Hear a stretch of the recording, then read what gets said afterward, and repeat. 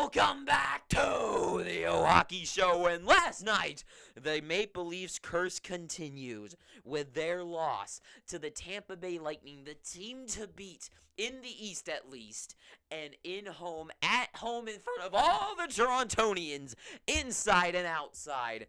The team, the core, Matthews, Marner, Tavares, Nylander, the core couldn't get it done. The Leafs can't do it, and they lose, making this series so much more interesting. The series is now 3-2 between these two teams. Tampa Bay wins this one, and usually I go over the entire game, but I think I'm just going to sum this one up, really. So, really, why did they lose? The reason they lost, there's a few reasons, but I think here they are. One, they had a lack of drive, and hang on. Well, I don't know what the hell just happened, but let's move on from that. For one, they had a lack of drive and energy in this game. And I'm not saying they just looked like pushovers, but it looked like they showed up to this game not ready to win. They showed up. It looks like they came in the Camaro. They showed up. I don't know why a Camaro. They get into the building, and they just looked like a team that was it looked like they were playing as if the Lightning were just going to roll over and die and accept defeat, and the Maple Leafs could win like a 1-0 game and just score a goal, and they could just skate the rest of the game. That's how it felt, right? And that's just, they didn't feel like that emotion, that like, yes, we are here. This is our time to shine. This is our moment of glory. We're finally here with Matthews, the greatest Leaf ever. Marner, the hometown boy. Tavares, the same hometown boy, but older and the captain. Nylander, the Swedish superstar. We've got everyone. Riley's on a roll. O'Reilly's on a roll. We've got all the pieces. We're ready to go. Let's do this. And they just showed up, and they didn't look bad. It just didn't feel like they cared. It just looked like as if they were like, well, it looked like everyone else was like, you know what it was? If you've ever played hockey or you've played anything with a group of people, it was as if you usually as a team rely on like the one guy, whether it's a group project in school or a hockey team or a soccer team or whatever team you're on.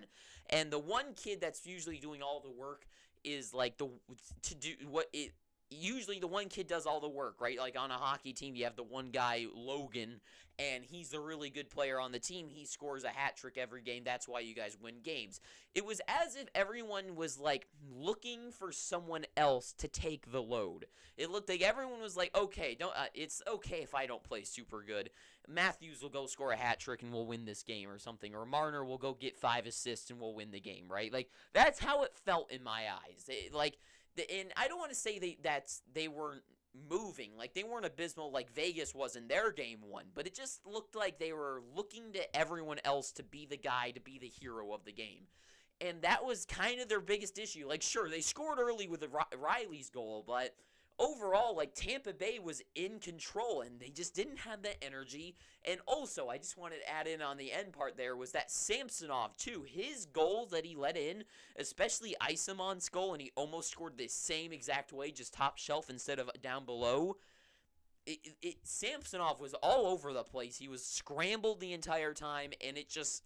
The Leafs themselves, the team, they lacked energy, they lacked emotion, they lacked a drive, they lacked a passion to win, and it just sunk the ship. It was as if the ship they were on was sinking, right? It was as if, this is the perfect analogy. They were sailing across the ocean, and they won their battle, and they're on a battleship. They won their battle, and they're coming back home, but there's one hole in the ship, and they just need to fix it. It's not that hard of a job. They just need to fix it. But the water is coming in, and it's coming in, and they got to stop it real fast.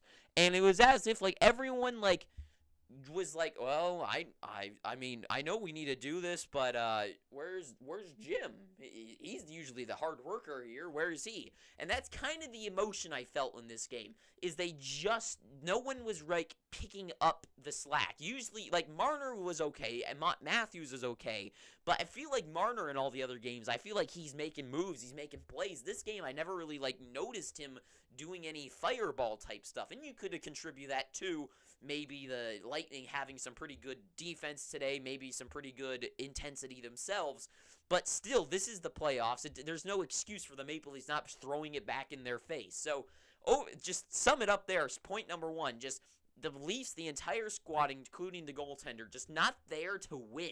And for Tampa Bay, point number 2 for the team across from them, they aren't pushovers, right? They're going to show up. Vasilevsky, I know everyone was dogging on Andrei Vasilevsky for having like the worst numbers or something. If you actually like watch the games themselves, his numbers his numbers might be bad, but it's not like Samsonov's are good. Like most of the goalies I think actually don't really have that good of numbers right now.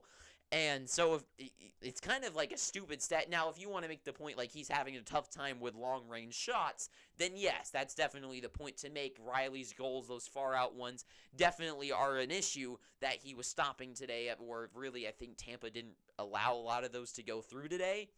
So that is a good point, but them making such a big goddamn deal about Vasilevsky looking better or something this game, I think he's looked good, maybe not like Vassy good, but he was definitely like in the games. He wasn't last like 3 years in the finals good, but he was definitely he hasn't been like the worst goalie ever by any means. They kept making it feel like that, but that just isn't the case. But he didn't give up any of those long range shots that was like, oh man, he didn't give any of those up. So Vasilevsky's looking a bit better, and Tampa Bay, they just felt in control, and that's on one end the Maple Leafs' fault, but on the other hand, Tampa's fault, I guess, is I guess you can be at fault for something good.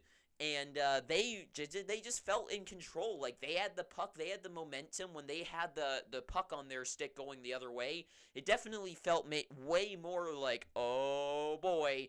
And I know they weren't even in Tampa, and it's not like the crowd was cheering for them, but it definitely, the Toronto crowd was quiet, and I'm sure it's probably because everyone's sitting on their hands like, oh my God, what's going to happen? This is the moment. I paid all this money. I can only imagine how much a ticket was for this game to see this history happen. Come on, boys. And I'm sure everyone was nervous. So, like, when it went one way, usually like a 2-on-1 for the home team, it's like, oh, but tonight was like, come on, please, just God, please. And it didn't happen. And the other way, it was definitely way more, it felt like a lot more like scared. It definitely felt like the crowd was more scared of Tampa than they were like excited for Toronto, which makes sense. I would be too. If I was in that building and it was the Sharks, let's say, I would definitely be way more like, oh God, please, no, not the other team. And then if the Sharks were doing something, I'd be like, just do it right. Just do something good. So it makes sense from the crowd. But the crowd was definitely on their toes. They were definitely a little bit quieter than I think the home team would have liked them to be, but it makes sense. And I feel like the crowd and the players kind of were similar in that way, is that it just felt like they were too nervous for this game. Or not too nervous, like I don't know, the crowd seemed really nervous and the players seemed really just not, they crumbled when it came to the pressure of winning, right? And that's been the story for so many years. That has been the story. And another issue is that they can't try to win everything in the final 5 minutes of every game. Sure, it's worked pretty well throughout the series for them to win those last 3 games and how they've been able to pull it out at the end of the end of the third period and then win in overtime or win in the third period. Sure, it's been working out for them. But they can't, especially after this round, because the Lightning going into this, the Lightning were very sketchy. So it's, for one, they're already like a sketchy team to be playing up against, and they should probably be doing better than they are right now. But even if they continue this way of playing, they're going to be screwed in the next round when they play up against the Boston Bruins or the Florida Panthers. And if they beat them, then I'm like, okay, maybe they do have things under control, and maybe they could go for the big deal. But I don't know, with the way they play against Tampa Bay, I have no hope for them in the future, because there's no way that they're going to be able to pull out those 5 minutes of amazingness at the end of the third period to beat the Boston Bruins 4 games in a series. There's just no way. So they can't keep doing that, because it's not going to pay off, especially once Vasilevsky does have those goggles on. He sees those far-range shots. Sure, they scored 1 goal, but eventually Tampa Bay is going to slow them. Well, eventually might be too late because they need one more win, but you get what I'm saying. They can't just pull it out. They need to play good the entire game, not just the final few minutes, right? Might work against Tampa Bay. It's working against them, but it's not going to work for the long run.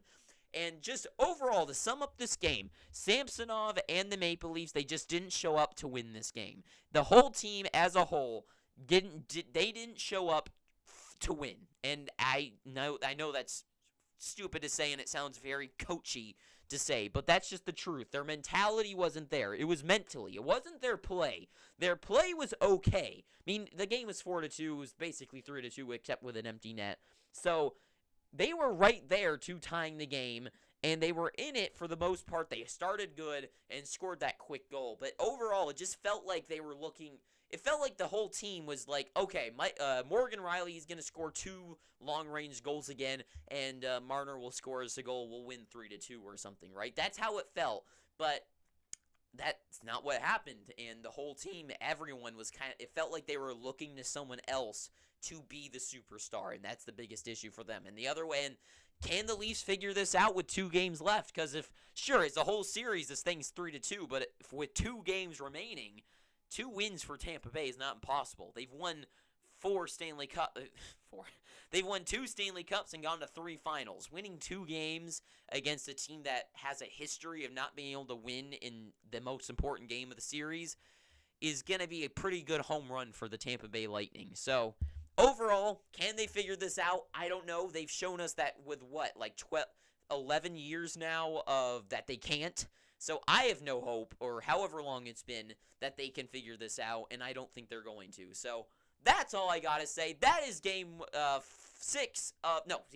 of the series, going to Tampa Bay for game 6, and I'm excited to see that one, I think, tomorrow. So thank you for watching this. If you made it this far, you might as well, and I'm begging you, please pick up your free subscription. I'm begging you. And until next time, too sweet, have an amazing day, and ta-ta for now.